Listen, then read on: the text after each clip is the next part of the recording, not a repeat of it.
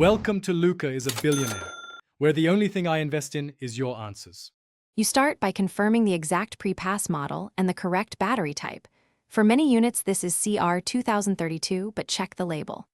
Once confirmed, gather tools, small Phillips, a flat pry tool, a clean cloth and gloves to avoid static. Make sure the truck is parked and ignition off. Remove the device from any mount. Then, use the pry tool at the seam to open the case carefully so you don't damage clips or the antenna housing. Proceed now, gently but decisively. Once the case is open, inspect the battery compartment and note the polarity markings. You must replicate the exact orientation when installing the new cell. Use a non-metal tool or plastic tweezers to lift the old battery out to prevent shorts.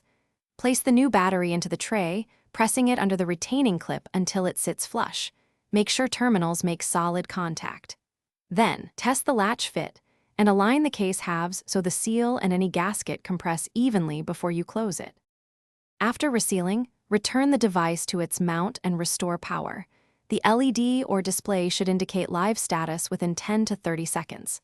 If nothing happens, make sure the battery orientation is correct and that contact points are clean and firmly seated. Reopen and reseat if needed.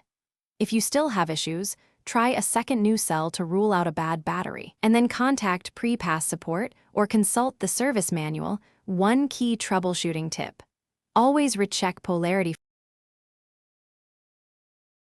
Thanks for watching and please subscribe. It's the best investment you'll ever make.